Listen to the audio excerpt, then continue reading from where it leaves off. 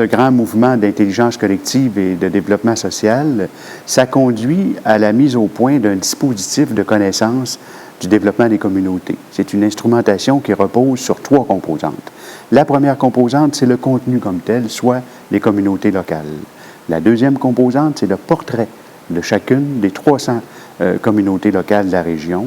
Et finalement, la troisième section, ça porte sur la démarche d'appréciation du potentiel de développement de l'une ou l'autre des 300 communautés de la région. On va reprendre chacune de ces composantes-là en particulier.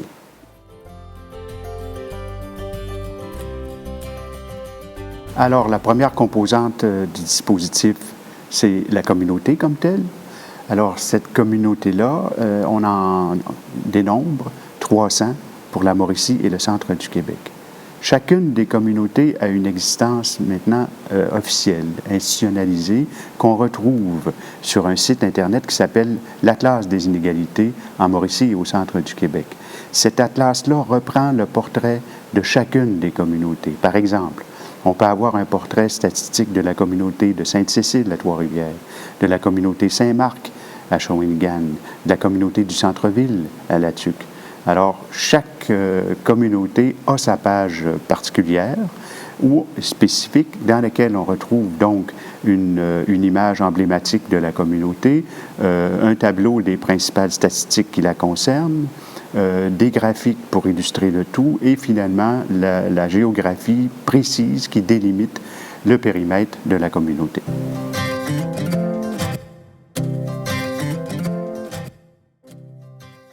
La deuxième composante du dispositif, c'est le portrait de la communauté comme telle. Chacune des 300 communautés est illustrée en regard de son avancement socio-économique, son taux de chômage, sa scolarité. Chacune des communautés aussi porte des informations sur les décès, sur les problèmes sociaux, sur les incapacités. Alors, au final, on a un portrait statistique qui positionne la communauté dans son essence même, au regard des données socio-économiques et socio-sanitaires, et aussi qui la place en position relative par rapport à l'ensemble des communautés de la région. Donc, on a un groupe de communautés qui sont très défavorisées, un autre groupe très favorisé, on a un ensemble de communautés moyennes et on a aussi des communautés qui sont dites vulnérables, c'est-à-dire qui ne sont pas très défavorisées, par exemple, au plan de la santé et des problèmes sociaux, mais peut-être moins bien nantis au regard du chômage et de la scolarité. Et ainsi de suite, on décline l'ensemble des 300 communautés de la région avec un portrait complet et global de leur réalité socio-économique et socio-sanitaire.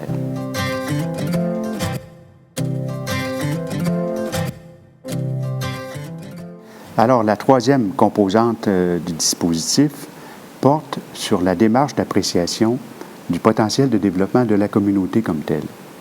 Alors là, contrairement au portrait statistique qu'on avait dans la deuxième composante, c'est un exercice citoyen qui est mené autour d'une fiche d'appréciation du potentiel. Une fiche qui nous fait remonter des savoirs et de l'information sur les relations de voisinage, sur la fierté, le sentiment d'appartenance, les espaces verts, les équipements collectifs, etc. Alors, c'est un exercice qui est mené auprès d'une vingtaine de citoyens qui donnent leur perception, qui livrent leur perception sur ces réalités-là, selon qu'elles soient présentes, absentes, etc.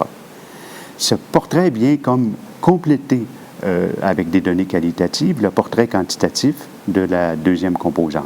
Et c'est avec ces deux éléments de portrait qu'on arrive à bien mesurer la capacité d'agir d'une communauté et d'aligner des projets en phase avec ses possibilités de développement.